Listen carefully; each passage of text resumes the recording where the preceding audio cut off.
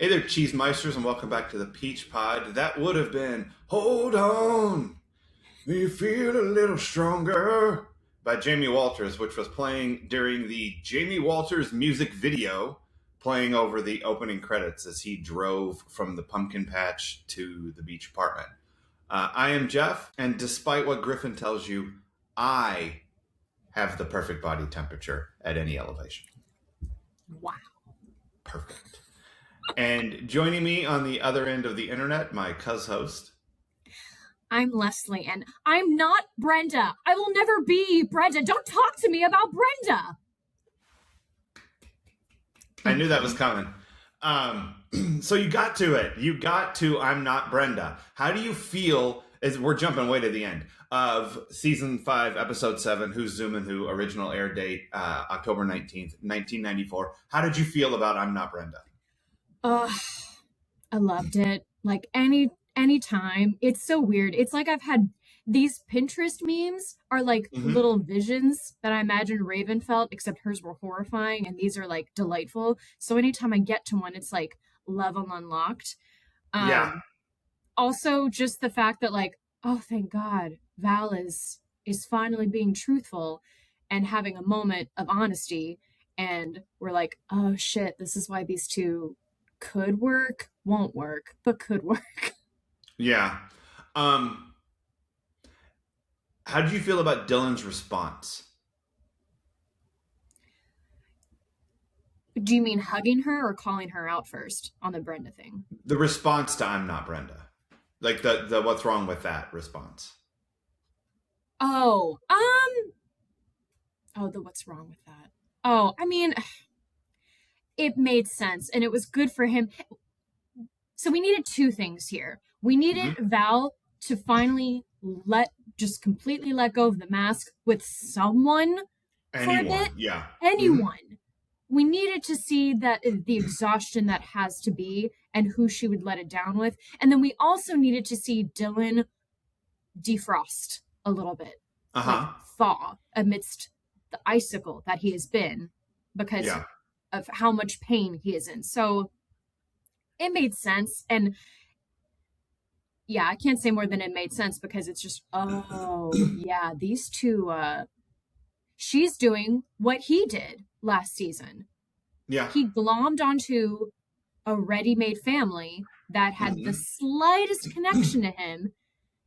And he got burned for it. More than she's going to get burned for it, but who knows? I don't. Well, yeah, you never know. I mean, she's probably not going to lose millions, but, no. All sorts of stuff could happen. This isn't the direction I wanted to go in, but you said something about her finally letting down and being honest with somebody, anybody. And it reminded me of the scene in the kitchen where they're trying to figure out why Dylan has taken out a line of credit on his house. And she is watching. And she responds to, like, when she finally speaks up. And she's like, well, obviously he needs to, Jim, you fucker. Like, pay attention, you know? And there's like, there are two voices that Tiffany uses as Val. There's the sweet voice when she's Eddie Haskell.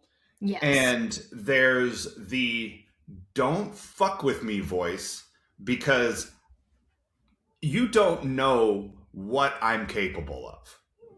I might kill you.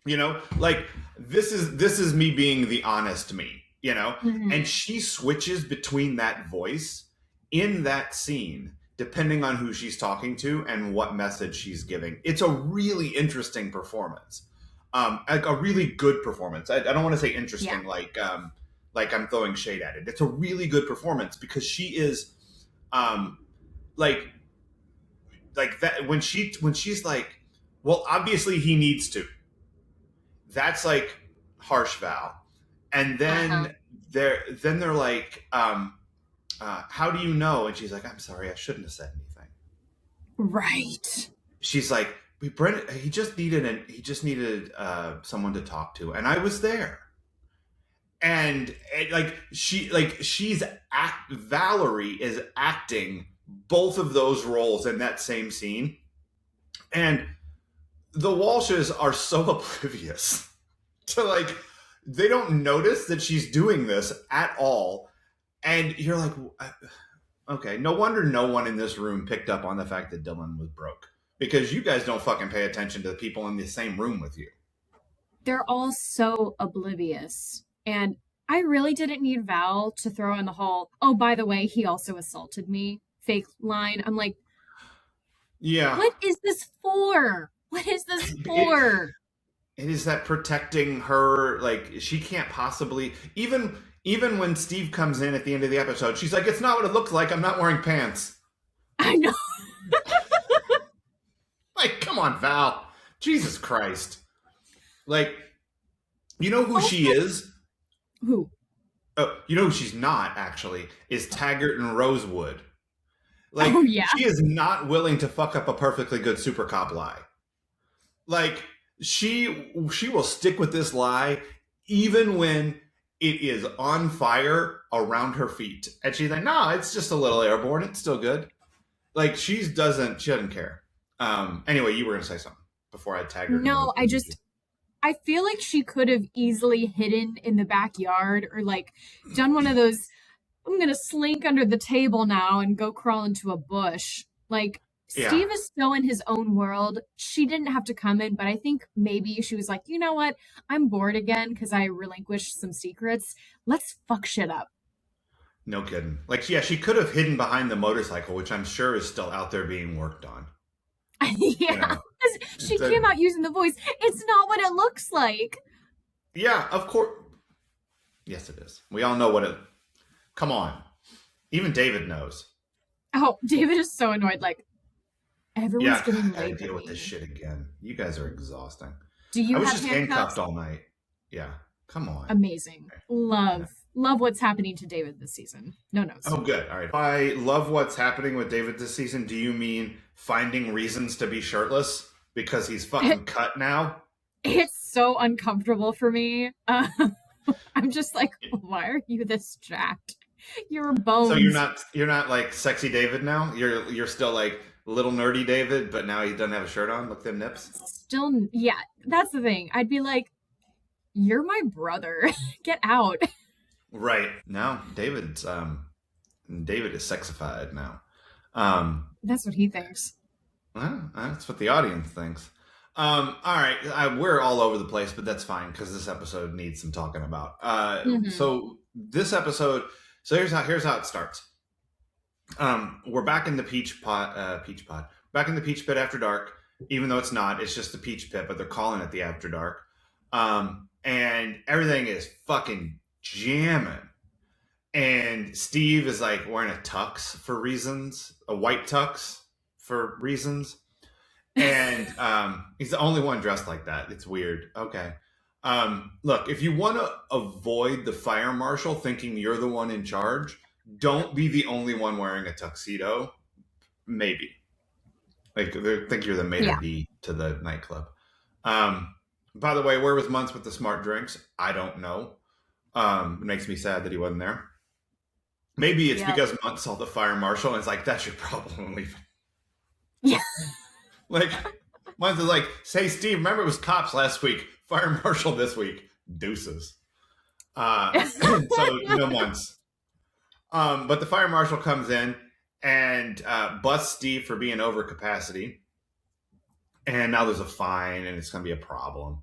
But not yet, because first we have to watch, hold on, I'm going to bring you a pumpkin.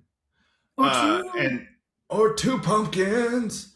And Ray drives across town listening to his own music, as one does, and delivers the biggest pumpkin and the tiniest pumpkin to Donna's.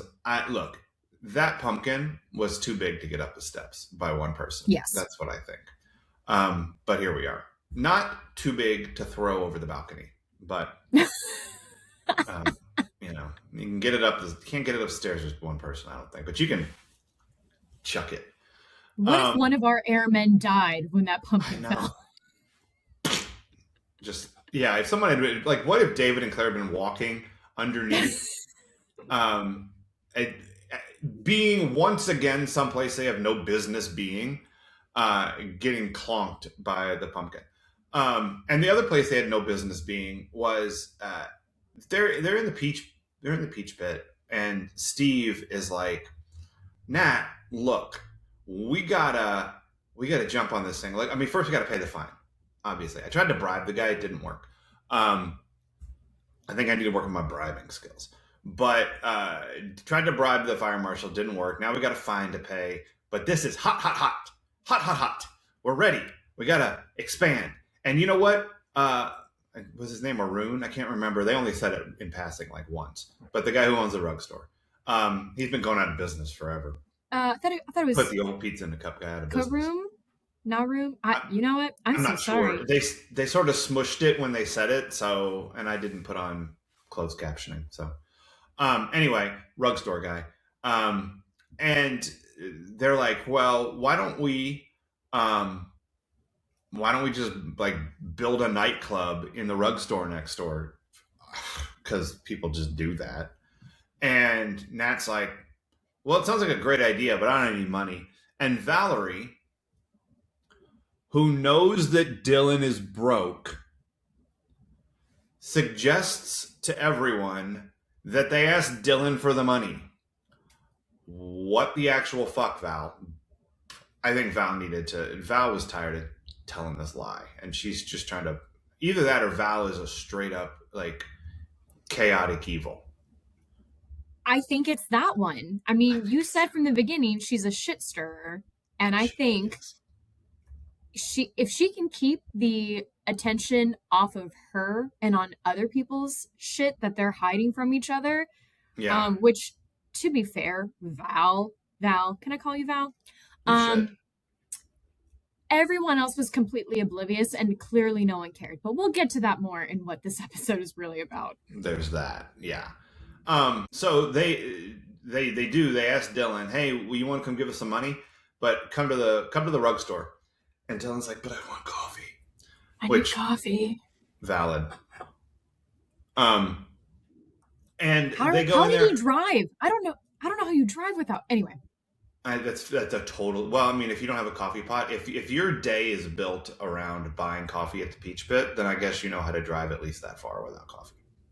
It's clearly not the first time he showed up there and need a coffee. It's like every time he walks in the door. Dylan needs a substance to drink. As I drink my coffee. But they go into the rug store to talk to the guy with Dylan and Steve and Nat, who I understand why they're all there. Why are David and Claire there? Just like putting the hard sell for the facial expressions, because Claire was working hard this episode. Like, I can be funny. I'm just a cute face. Yeah.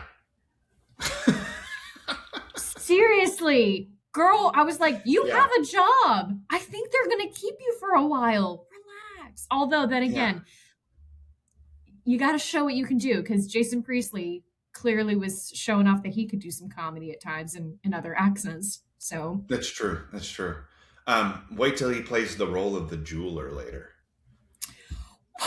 Yeah, there's an episode where Jason puts on old man makeup and plays a jeweler. It's awesome. It's glorious. Okay. But that's for later. That's like season 7 shit. But David and Claire are in there just like hyping up the Peach Pit After Dark idea and like one-lining it. And Dylan's finally like, hey, if they say it's a good investment, I have $150,000 in equity built up in my home. So I'm going to do that, I guess. We're going to do it. Peach Pit After Dark, y'all. And so all systems go. Everyone's excited. But you know who's not excited? Kelly, who has to, she's got to postpone her plans.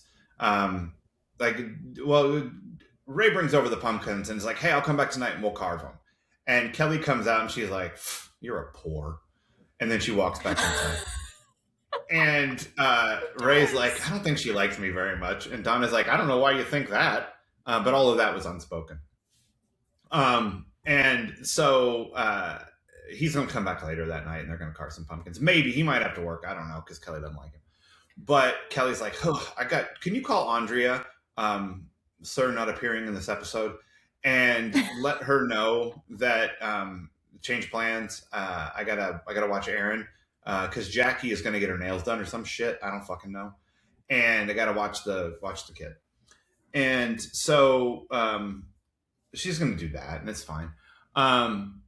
But then Mel shows up to pick her up, and oh wait, before that, no, she goes over to Jackie's to pick up Aaron, and Jackie's like, "Oh, crazy," like she's super keyed up, like she's on coke or something, but it's really just she's on modeling because she's got a gig with Claude, the night shoot. But just watch Aaron for a little while. Mel will come, he'll get her on her nap cycle, everything's cool.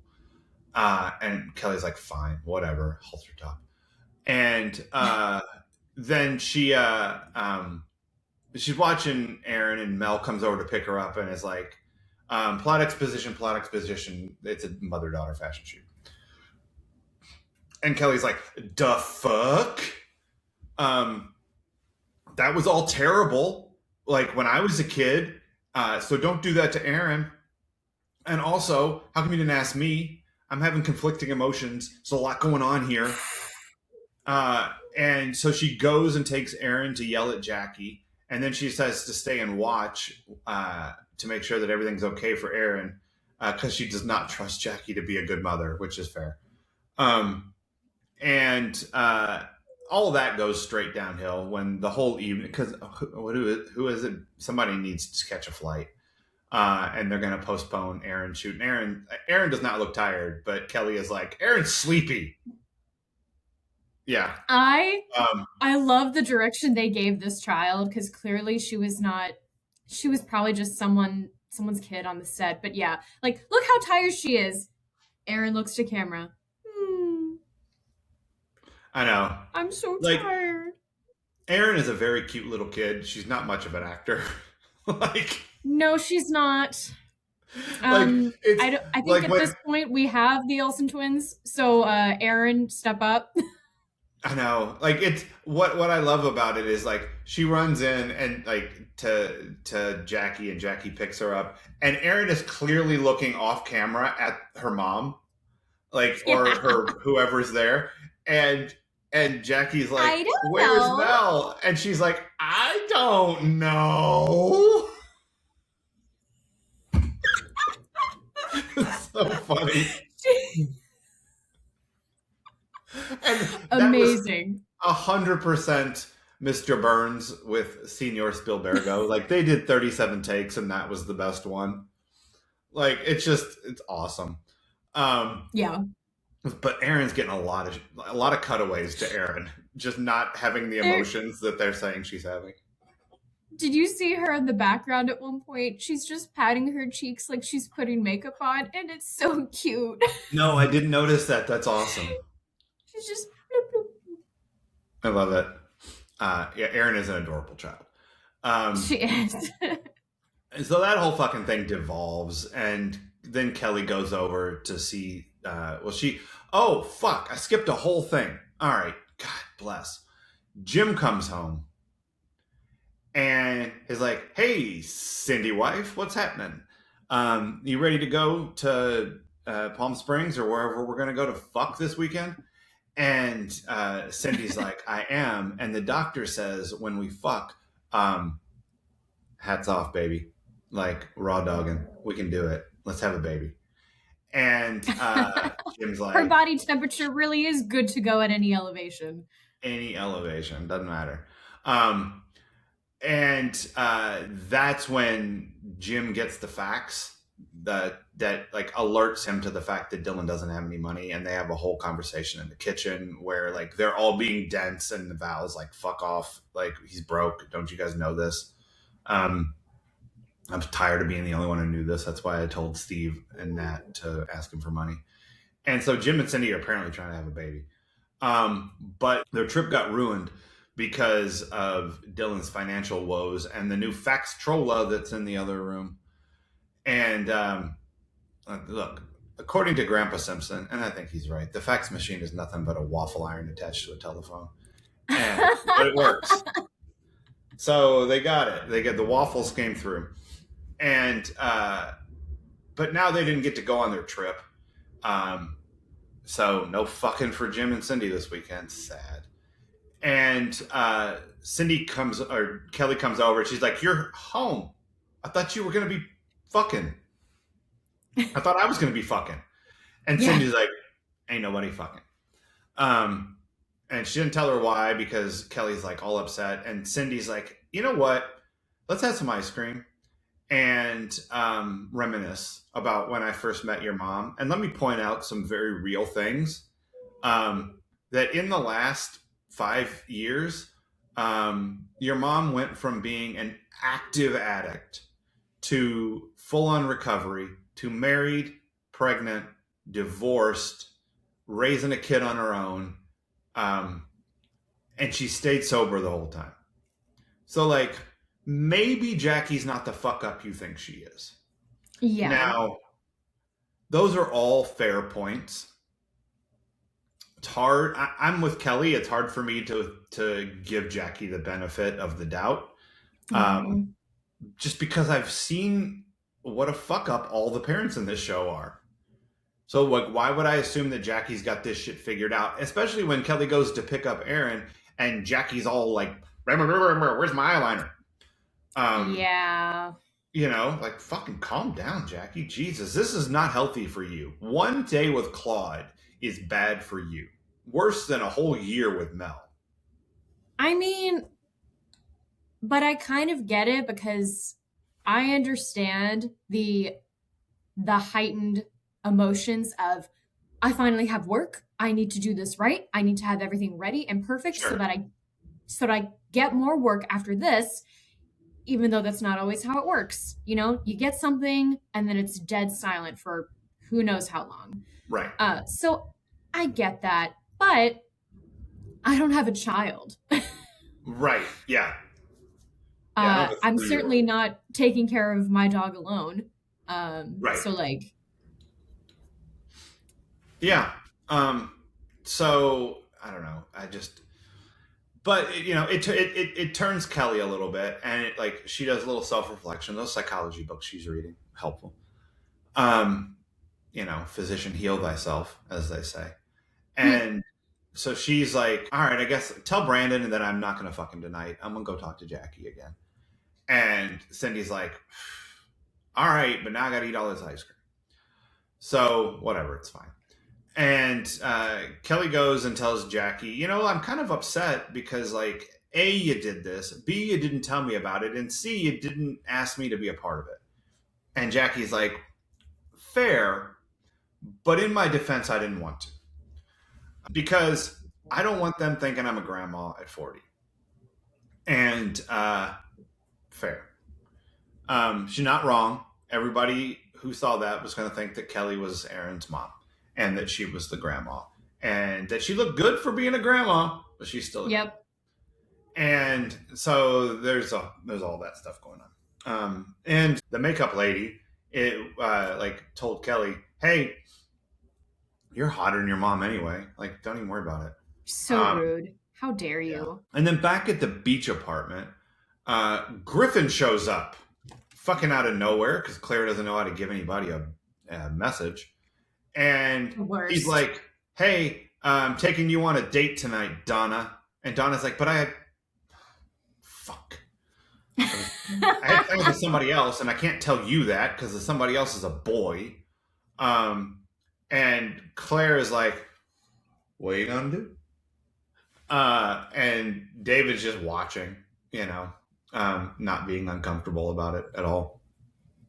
And Griffin's not going to take no for an answer, which I'm sure worked really well for you as a line of dialogue. But he's got his dad's keys, so let's go. We got a reservation. And he failed to tell Donna that the reservation was on an island in the middle of the ocean, and he was going to have to fly a plane there. And also that he knew how to fly a plane. Like that is, I feel like that's information that could have been brought to her attention yesterday. Like, just like, I need to know before I get in the plane with you that you are a certified pilot and instrument rated, because we're flying at night. And look, JFK Jr. has not died yet, but flying in the dark without being instrument rated is a terrible idea. So I hope you're instrument rated, Griffin. Yeah. But anyway, this is great. We're just gonna fly a plane. I And they really go to, thought he was gonna pull a Pearl Harbor and do a barrel roll with her. oh Jesus, in that plane, that would have been a bad idea. I don't know. I hope he It all does. sounds like a bad idea. All of it, every part. And then Donna's like, "Well, when do we have?" They're eating this fancy dinner where like she's gonna be force fed some tiramisu, which Which is the saddest thing I've ever heard. worse things to be force fed though. I mean, like tiramisu is pretty. Sure. Also, the fact that she's delusional and thinking that ice cream is so much lighter than tiramisu, honey. It's come One, on. just stop caring. And then two, Yeah. I mean, you should be allowed to eat what there was. Oh God, there's so much. I can't even go into it all yet. But like, ice cream is not lighter. Don't do that. No. And look, all right. Who do you think had to fart more? Donna, Kelly, or Cindy? Because they are all taking in the dairy. Cindy. And it's because Cindy had like multiple bowls of ice cream. Well, and Cindy's older and her body is betraying her, as they do. Plus, maybe When she's you have the ovulating. I don't know slightest bit of I don't know if ovulating makes you gassy or not. But maybe it does. I don't know. I'm not a doctor. I haven't noted that. You know what? That'd be really counterintuitive since your pheromones are supposed to be like on fire at the Right. time and you're supposed to be smelling your best. So also Sure. having the toots would. Maybe those are your pheromones. Maybe that's what attracts fellas. I don't know. I'm a fella. Maybe this Anyway. episode is really about everyone is ovulating. Everybody. Yeah. That's why they're all acting crazy. And so, but while she's on this date with Griffin, and he's like, "Oh, we're gonna spend the night here," and she's like, "Fuck right off, take me home, fly me home right now, check please." And but while all that's happening, David and Claire are having the weirdest date possible, where they're eating entire pieces of watermelon on her bed. What a mess! Who does Good that? God. That's not even 9.5 weeks food sexy. That is weird. Yeah. Like, you're just getting that shit everywhere. So David takes off his clothes and gives them to Claire to go start some laundry. And she's like, "By the way, I have a whole drawer full of men's shirts." What? Why do you have a whole drawer full of men's shirts? It's for my dummy because I want to change his clothes. Yeah, that's a good idea. Maybe they were all David's shirts that he just left there because that used to be his room. I believe that. I have a bunch of your shirts in the bottom drawer. Why don't you pick them up and take them with you when you leave? But when David's looking for a shirt, you know what he finds? The really decent music handcuffs that Claire took over to Brandon's house last year and handcuffed herself to Brandon's bed. I did not know she lost the key when she put them. Okay, it was never clear where she hid that key. No, Like, it wasn't. I always assumed that it was like here. Yeah. I think it was like. Do you think she wanted Brandon to go spelunking? But it would have had to have come out because there's no other opening. But maybe she just didn't notice when it came out. Clink. Like, I don't know.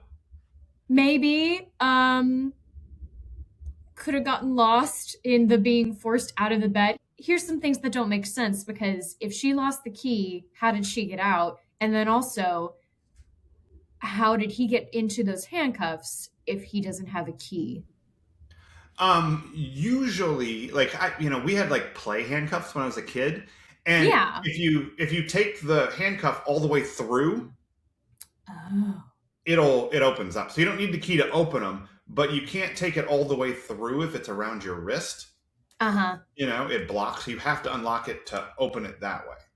So I think he Got could probably it. get into him.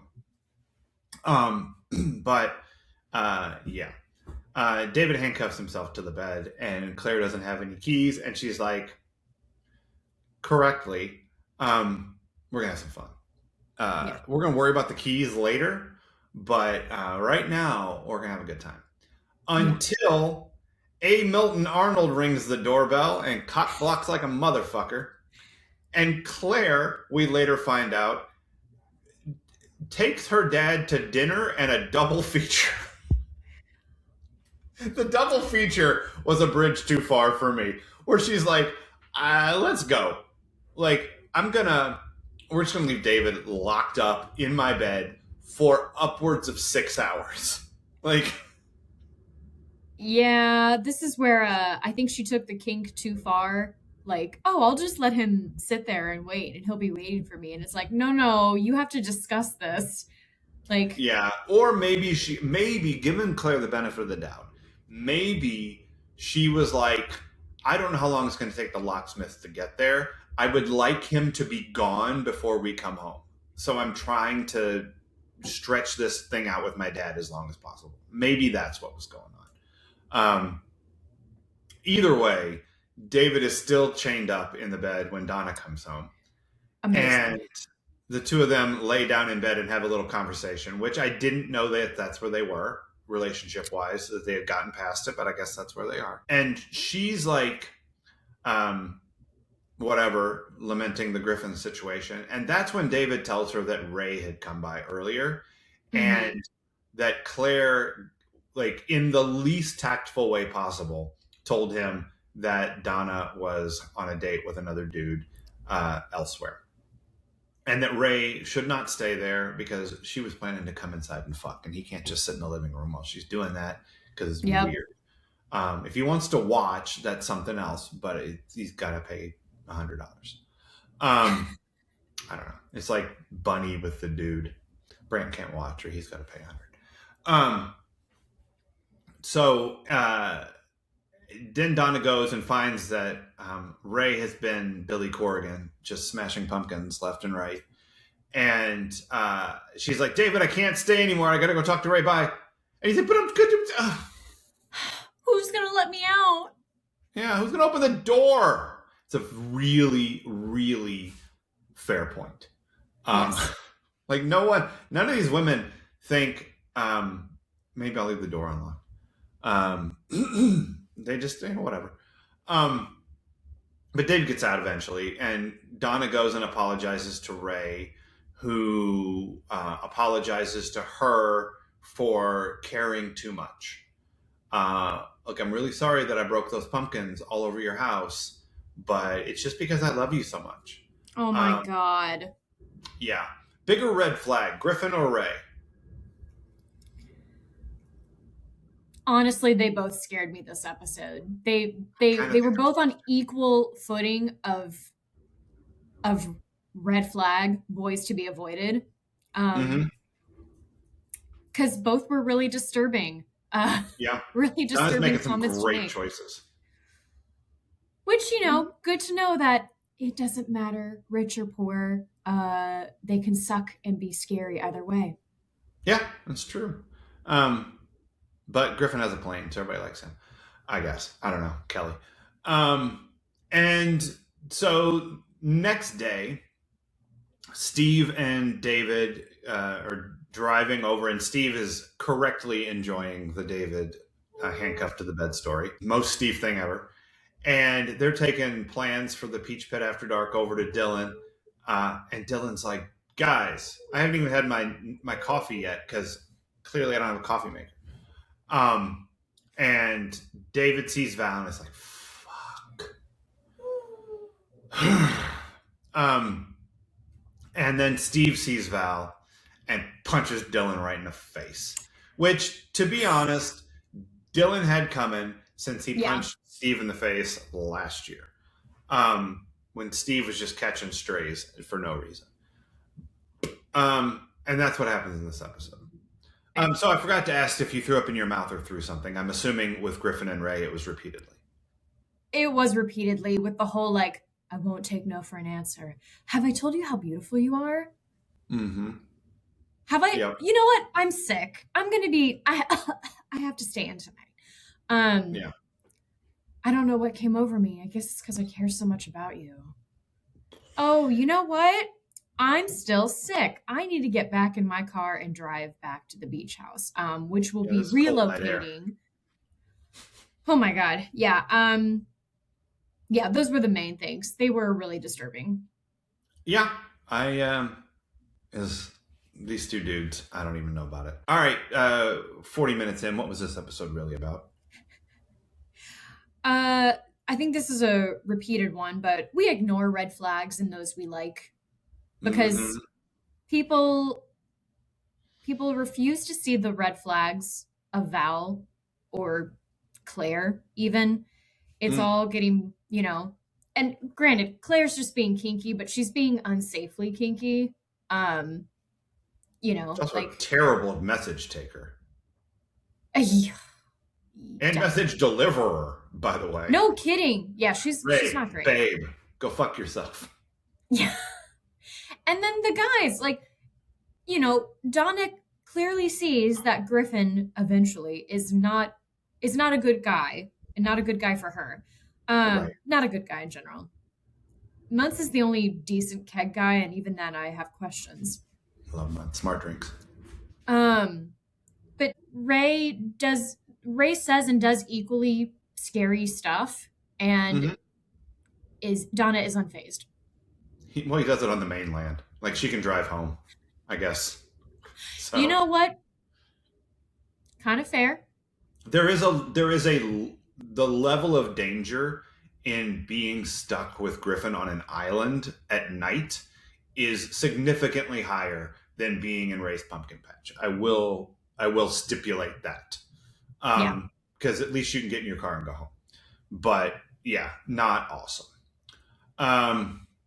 Yeah, we do ignore those red flags. I think this episode might really be about unmatched sets. Just like when Ray brings over the biggest pumpkin and the smallest pumpkin, which, by the way, thumbs up for that. I mean, I do think the largest pumpkin is logistically an issue, but as a wooing technique, I think that's cute. No notes. Yeah, love it. Do it. Kelly doesn't like it so much because she's like, fuck, now I got to deal with this pumpkin rotting on my porch. But whatever.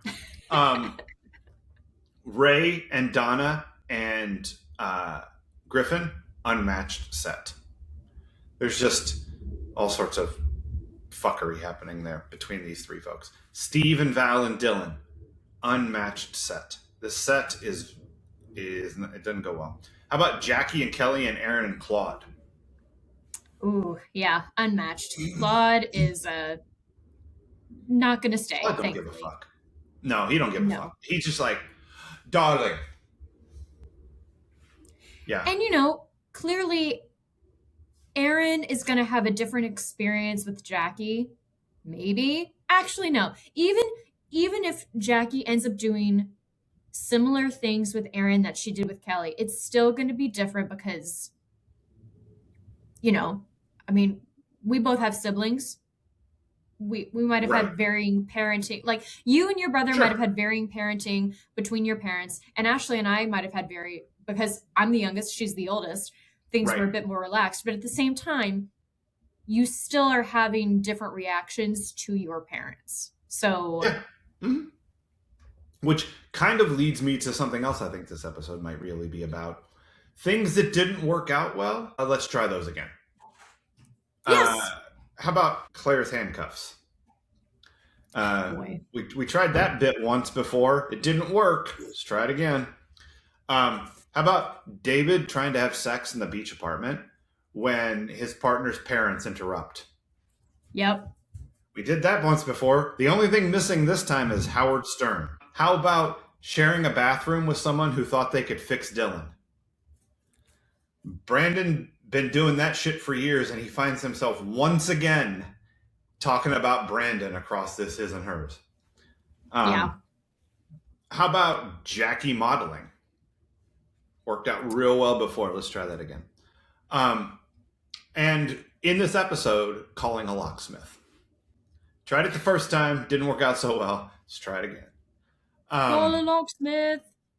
Yep, called him. Yeah, so it's a whole lot of people trying some things that we have already tried plot device wise, and we're right back in it again. So I love the symmetry. Like, let's try it again. Didn't work. Let's do it again. It's fine. I like that you caught it. Yeah, right. You know, it just kept happening. I was like, they did that before, and they did that before, and they did that before. Like, all right, here we go. Simpsons did it. What else do you think this episode might really be about?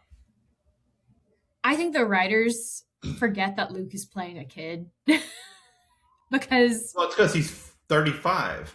I mean, I get it. It would be easy to forget, and he's probably... I'm assuming here. I have no idea. He's probably interacting more with the adults than the... Although a lot of the people playing kids are also super adults. Or not super adults, but they're adults. I think Ian, Gabrielle... Yeah, I think those few. Yeah, Jason is older than Jenny and Tori and Brian. Okay. Like, those three are like sort of solidly together age wise, and then I think it's like Jason and Shannon were pretty much similar in age, and I also think Ian is in their age range, but Gabby and Luke were definitely the two oldest. Well, I think that matters though, because we keep seeing Dylan. I mean, none of the friends in the gang give a shit about Dylan. They're making jokes about, oh, Dylan's probably off a date with a bottle of tequila. Right. He's an addict. Right. He's supposed to be your friend. And then Brandon is just done talking about Dylan. I mean, he's been done with Dylan for a while, and maybe that's because of what happened with him and his sister. That would make sense, except it's not been acknowledged. But not for nothing, Dylan did almost shoot Brandon. Valid. I mean, there is okay. You saved my life when we went camping, so I'll give you that. But since then, this has been pretty downhill. Like, you fucked my sister. You cheated on my sister. You strung her along. You almost shot me. Then whatever's going on now. Like, it's just, you've done a lot, and I'm kind of done. So I guess that makes sense, but then I don't know why they're... Okay, so my main point is it takes Jim and Nat to intervene with Dylan and no one else. Yeah. Which I guess makes sense. He desperately wants a father figure. Yeah, he needs an adult. He has been dealing with adult shit longer than most of these kids. Yeah. But I just think it's also that writers just forgetting, like, oh, he's playing a kid. Maybe one of his friends should say something and intervene. But then again, he's also done the thing of ostracizing himself from them. Yeah. The more I think about it, the more I think it had to be Jim and Nat. And by the way, Jim going, whew, dodged a bullet there. We almost put our money into that thing. Right. I mean, not once does Jim, maybe that's why Jim is like, I want to help Dylan because his selfishness saved me from going broke just now. But like, I think it needed to be an adult to finally get Dylan to say, I know I don't know where Kevin and Suzanne are, and I don't have any leads, and I'm kind of fucked. Yeah, I get it. I'm still flabbergasted by how little his his supposed friends care. Oh, they've And all been shit maybe, friends. I guess so. And maybe that's what I haven't seen and why he desperately keeps glomming onto anything remotely like a family. Hmm. Well, have I mentioned that best friends are the worst? You did warn me about that on here. I mean, none of them have been good friends to Dylan. Um, No. Dylan has not been a good friend to Steve because he's fucking Val, and he Steve's not a knows good like friend to anyone. this shit is all on Val, this Yeah. mess. But Dylan didn't do enough to prevent it from becoming what it became. Like all he did was tell Val, "Can you not hurt Steve?" And he did nothing else. Like that was the extent of his efforts. But Claire, not a good roommate, terrible at delivering and taking messages. Um, they're just like none of them are good friends. They're No. just bad. I'll tell you one thing I think this episode is really about. So much cock blocking. Fuck. No one's allowed to have sex. I mean, literally, Dylan's money and that Faxtrola cock blocked Jim and Cindy for the whole weekend.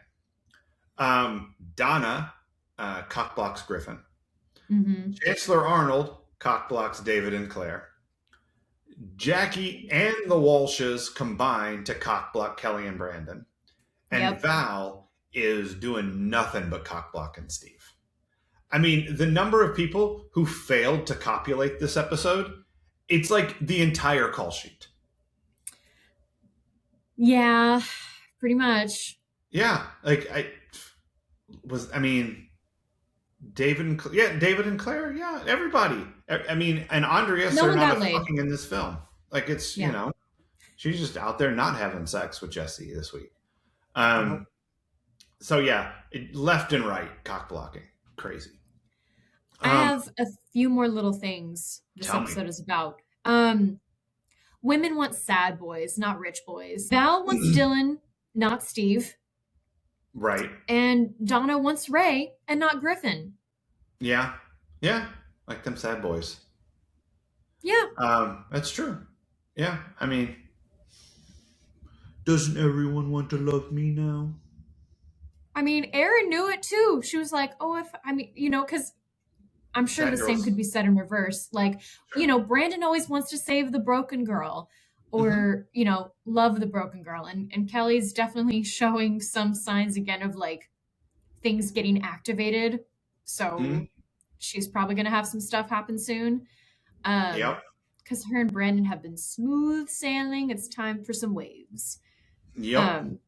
Real quick. I don't want to tell you what those things were, but I do want to point out that there were a couple of things said last episode and a couple of things said this episode that are portentous for things that are going to happen in a couple of episodes that I don't know that I noticed. And they're just toss-offs. They're little references, just little things. And when we get there in a few weeks, I will point out what they were, but I just want all the Cheesemeisters to know that I've noticed a couple things that maybe they had missed. Maybe they picked up, because you never know, in these episodes about a plot development that's going to be happening in a few episodes. I feel like I've heard them when I watch them in the moment, but then I get caught up in other things and forget. But I'd be surprised if you pick these up. Because even though you are really good at like figuring out where things are going, the thing that is coming comes pretty out of nowhere. But now in retrospect, I see they've made a couple of allusions to it. Interesting. So when we get there, I'll point it out. What else is this episode really about? Gen X kids are fucked up because of their parents. Super fucked up. These kids are so... I mean, that's what I feel like they're trying to tell me anyway. Like, oh, this generation is so fucked, but we need them to save us. And it's all because they're shitty parents. Like, would I be correct in assuming the writers are around the same age as some of the actors? Like, they're probably not that much older. So, Um, Probably, I would say you probably in their 30s would be my guess. so they're also Gen X. Um, hmm. Meh. I feel Ooh. like I feel like Chuck and Larry are solidly boomer. Okay, interesting. Because I just think they're a little bit older. Like I think that the Wasserman Kleins might be a little bit younger in their 30s, but maybe not much. I think it probably because at this point, like I think Chuck and Karen Rosen had a kid Mm, that was at the Hukilau. Like I think she was like the dance the Hukilau with me, Brandon. Like I think that might have been their yeah. kid. So like they were old enough to have like a 7 year old in season two. Um, Okay. so like I don't who knows when people have kids, but it puts them in an age range. But I do feel like Chuck and Larry are probably boomer. Okay. So, well, they clearly, I just, I feel like there was so much being pointed out about, it's hard to wrap my head around this and how to speak about it. But I feel like the 90s is when, maybe not in the 90s, but later on for sure. I mean, we keep going back now to like Nickelodeon stars, Disney stars. Yeah. Granted, a lot of these kids were like younger than these kids Uh-huh. in 90210, but they did have parents pushing them in the business. You have the Olsen twins who have already been working for many years at this point, and they're barely Aaron's age. Like, Right. and certainly not all like act, child actor parents have a twisted agenda, Right. but clearly there's a type. And while I don't while I don't think Jackie is that type, I think she also knows that or feels there's only one way for her to get work. And if Hmm. there's a chance for one of her children to also get that work, great. Why Yeah. wouldn't you want this? Hmm. And clearly it's affected Kelly to the point of like, I haven't won Most Beautiful award in a couple years, so I don't feel pretty anymore. And no one Right. is saying it. Brandon's not telling me enough, even though, clearly there is a validation needed there that has been planted by someone else who also needs validation. Yeah, that's true. And Dylan's obviously fucked up and has to go to other people for validation or comfort or even care. Uh, Right. Val is fucked up because of her dad Hmm. and doesn't even feel like she has a family even more anymore, even though I'm like, you left them in Buffalo. Right. But again, I have to remind myself, like, you have also felt all of these things when you were a Sure. kid. Yeah. Like, but yeah, they're all fucked. They're all pretty fucked up. They'll be okay eventually, hopefully. I don't know I about do. Steve. Because he was adopted. Can you imagine how hard it would be to be adopted? It's got to be like the worst thing that could ever happen to you. Ridiculous. Um, Anything else it might really be about? Stop ignoring middle-aged women. It gives them a complex. Oh my god, poor Cindy is just scarfing down ice cream because she's being ignored for Dylan once again for Jim's She work. she was gonna get Uh so much dick this weekend. she was. Like she was gonna get to run her hands through Jim's chest hair and just grab it. Oh, she was gonna get in there. She was in the middle of Anna Karenina where it's sexiest and is like, ooh, that could be me. Hmm. Um and now she's at the point like, oh, maybe I'm not happy because I'm getting cock blocked. Anyway, and then Jackie clearly feeling self-conscious about many things, is throwing herself back into a minefield of triggers. Yeah. All Yep. because, maybe not all because she's turning 40 and feeling ignored. Again, maybe that's what it is. Everyone needs validation. Yeah. They, you know what they need? They need to go around a goosey, goosey, ducky, ducky with you, Jimbo. Yep. Hi, Cindy. Where's Bob and Trudy when you need them? Oh my God. They were waiting for Jim and Cindy in Palm Springs. They never would have left her hanging. They would have been like, well, take care, Cindy. That's right. That's okay, Cindy. I will love you. Oh my God. I love Bob and Trudy so much. Bob, I'm going to need you to stay silent during this encounter. Thank you.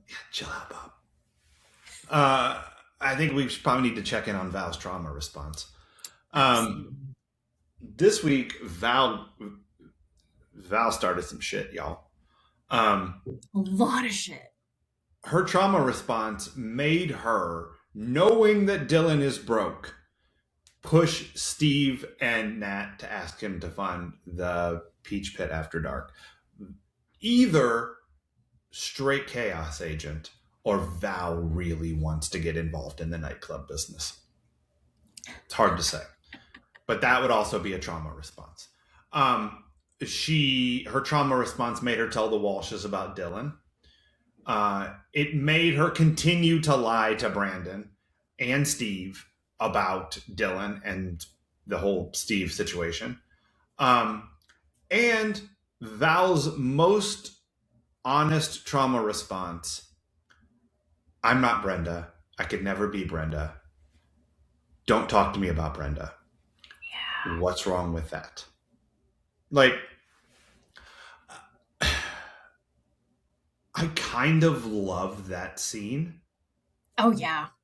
Like, I think Tiffany's great in this episode, by the way. Like, the scene in the kitchen where she's playing both sides of Val at the same time is really, really good.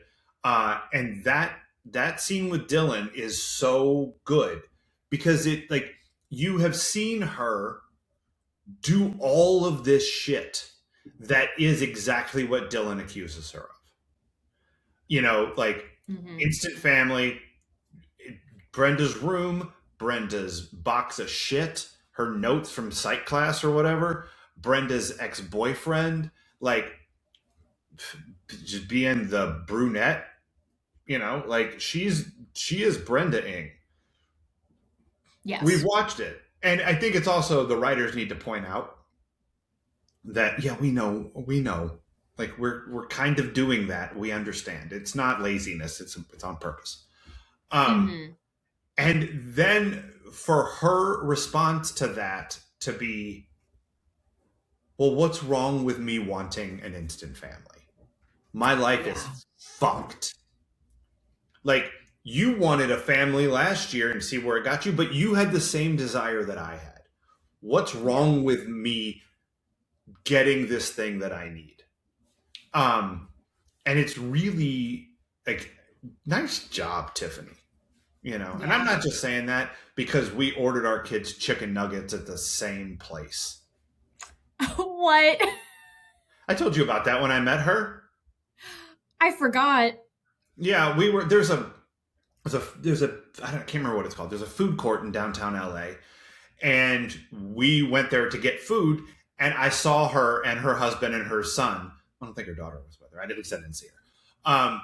And I saw them like in line for something, but I'm like, I'm not going to be a fucking weirdo. Let's just walk around. Like so Liam and I are walking around looking for a place to get some food. And he is talking to me about wanting chicken tenders because he's like 9 or 10 at the time, however, maybe 11. I don't know, whatever it was, chicken tenders. And I'm like, fine, we'll find you some chicken tenders. And we round the corner and she and her son are standing in line at the cash register at a chicken place. And he is talking to her about wanting to get some chicken tenders. And I'm like, if that ain't the shit right there, like that's just parenting. You know what I mean? You met 2 people from the show? God damn. Both in the wild. And she steps back and after she orders and she says something to me about she's like, oh wait, I need to order, like she talks to me about ordering food, and I was like, I had exactly that conversation with my kid just now. And so we were just chatting about parent stuff. We just because we bonded, that's not why I'm saying she did a good job here. But I really do think that scene is pretty good. She did. Yeah. Did I miss any Val's trauma responses? I don't think so. I don't think so. Yeah. All right. What did this make you nostalgic for?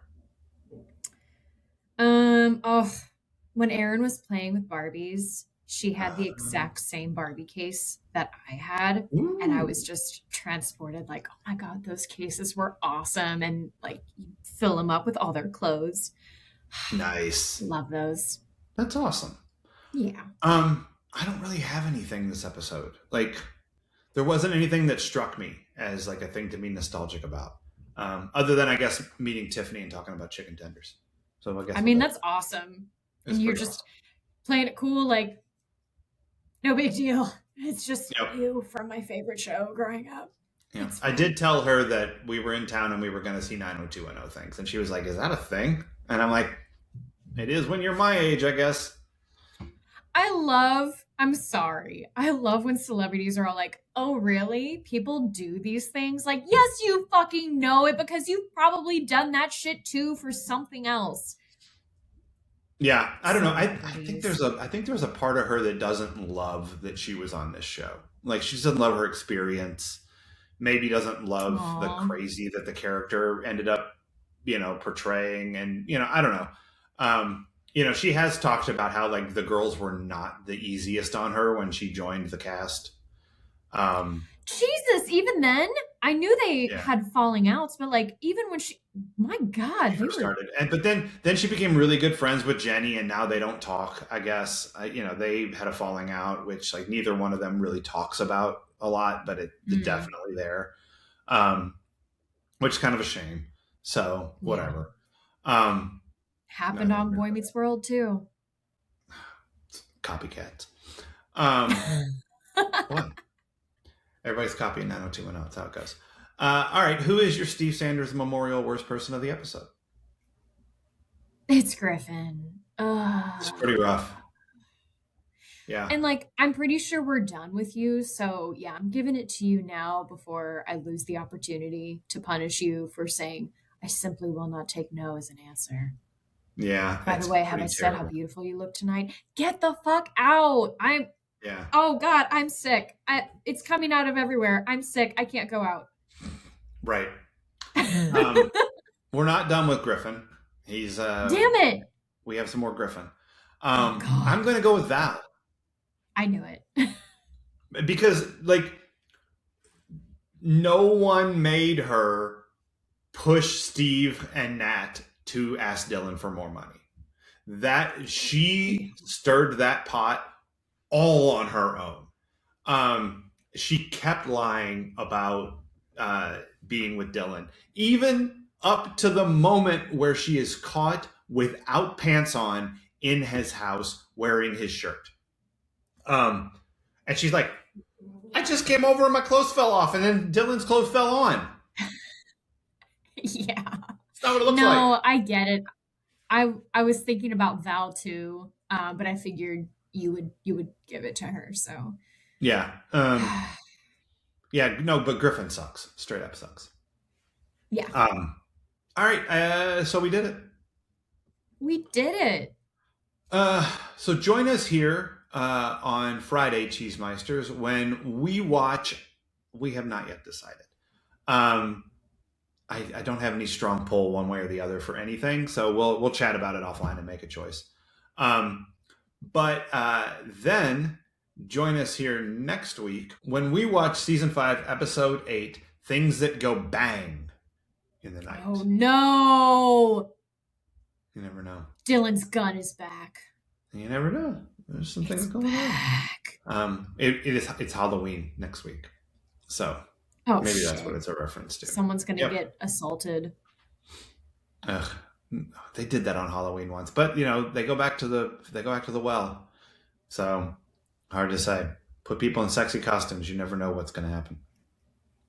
So, but until then, Cheesemeisters. Bye.